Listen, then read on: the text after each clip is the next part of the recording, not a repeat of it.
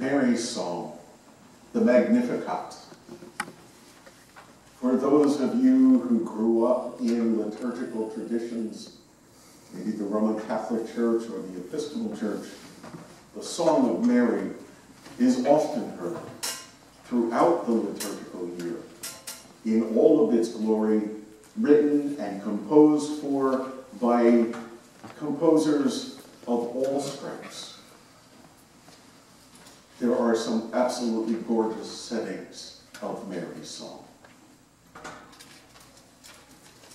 One thing we have to remember, though, is it's not just beautiful, sentimental, Christmas season, Advent season only music to be sung. It's a prophecy. It is a call to us to pay attention.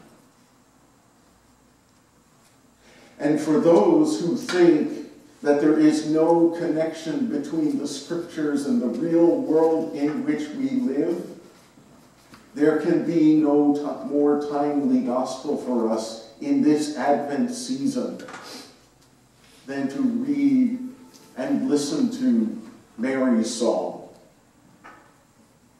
And if you wish to, sing it also. But when we sing it knowing what it is that we are singing. There is a joy to what Mary says. There is a joy that can only come from someone in close relationship with God. To have it revealed to her that she, born of low estate, someone who is poor, someone who is female, someone who is economically disadvantaged, she is going to be the God-bearer. She is the woman who is chosen by God through which to work this miracle of incarnation, God taking on human form. This child that was to be born, this promised Savior, was not going to be born in the palaces of Herod or within the palaces of Caesar in Rome. It was not to the powerful, but it's to someone who would have been thought to be nothing. As we think of where we are today, where do we get our advice from? Where do we get our thoughts from? Where do we get our faith from? Do we practice our faith? Can we sing along with Mary that God has blessed us? Because the expectations here are so different. Luke is one whose gospel, from beginning to end, one of the themes is that God works with the poor and with the oppressed. God doesn't come to the rich and the powerful and the mighty. God comes to people we wouldn't expect God to work with. We would dismiss them out of hand. We would say, God's working with her? Really? Are you kidding me? She's an unwed mother. How can that possibly be God's child? We can't give her food stamps. We can't give her housing support. We can't give her this, that, and the next thing because she's not married and she's pregnant and she's having a child. How is that possible that we should help her? It's her own fault. She's in that condition. But God comes to Mary and said, you will have a child. The reversals that can be found in this message turn what we think of as the status quo on its head. And this isn't a political statement, my friends. This is a statement of faith. This is what God does. God lifts up those who are poor and oppressed and despised and lowly. God takes those who are hungry and gives them enough. God fills them. And God sends the rich away empty. No tax credits, no tax breaks for them. God takes those who need help and gives it to them. God takes the powerful from their thrones. God takes those who are filled with pride and deposes them from power. And God takes those who we wouldn't think of and raises them up. Because Mary makes a confession at the beginning. I rejoice in God my Savior. When we use that term Savior, we are acknowledging something. We are acknowledging that we need help. We need to be saved from something. And many of us in this country need to be saved from ourselves. We think we can do everything on our own. The cult of the individual rather than that of community. God calls us to be together. God calls us to be one in worship to God. God calls us to be humble and not proud. So when we say, I rejoice in God my Savior, I am confessing that I can't do it on my own. I need help. And God, if I am in relationship with God, will give me help. We desperately need God's help through this life. We desperately need to know that we have someone by our side as we walk through this world. We walk through the troubles that face us every day. It's nice to have a spouse that we can talk to at night. It's nice to have a spouse that we know loves us.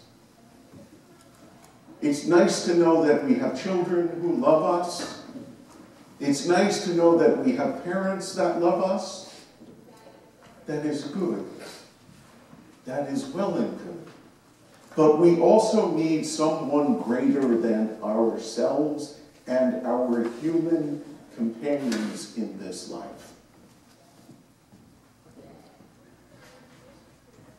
And Mary's song gives us that to sing. Mary's song gives us that hope. Mary's song gives us an example of the joy that can be felt when we are in relationship with God. And for this day and age, in December 2017, I hope it gives us hope and joy also. Joy that God can be with us. God is in covenant. Because of all of the reversals we talk about, 4 of them are somewhat violent when we say that God will take the powerful and depose them. God will send rich away. God will... But the final reversal is that God is coming to Israel. The Israel that the prophets have spoken against. The Israel that God has warned through Isaiah and Jeremiah and Amos and Micah and all of the other prophets of the Hebrew Scriptures. And God is coming saying, yes, There have been times when you have been downright miserable. You have done everything to run away from me. You have done everything that I have asked you not to do. But I am still your God. I will renew my covenant with you.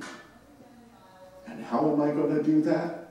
I am going to send Jesus. I am going to send my son, who will be born of this lowly woman, this unwed mother, this poor woman, not on Fifth Ave in a gold-plated tower,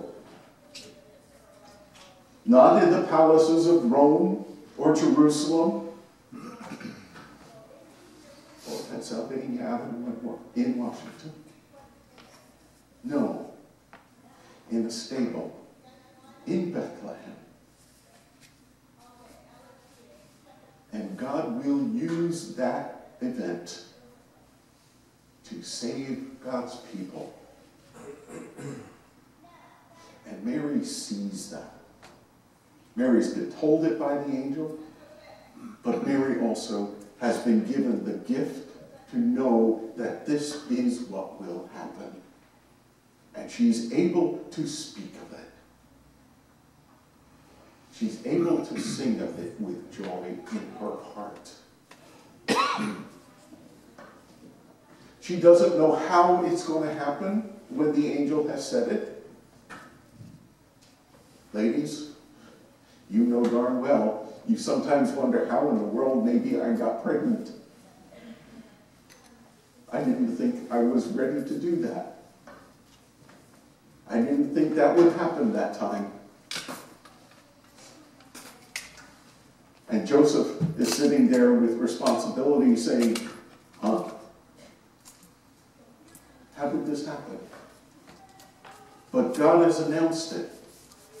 God has spoken and promised, I will be with you. And God has not only spoken to Mary, God has spoken to Joseph as well. Don't be afraid. I will be with you. And that's the message for us as well. That this song is the evidence that God will be with us. If we are in covenant with God, God will be in covenant with us. And it is up to us to be in relationship with God and to build that relationship and to nurture that relationship and do everything we can to make that, as Jesus said, something that we do as the most important commandment, to love God above all else. Then, when we can do that, and the Savior is born from within us, we can also sing with Mary, that we can rejoice in God our Savior. I hope in this last week of Advent, as we begin to prepare for the festivities of Christmas, that we can take the time to sing Mary's song, that we can understand and feel that inside us. And if you can't feel it now, pray it. God, I rejoice that you are my Savior. Amen.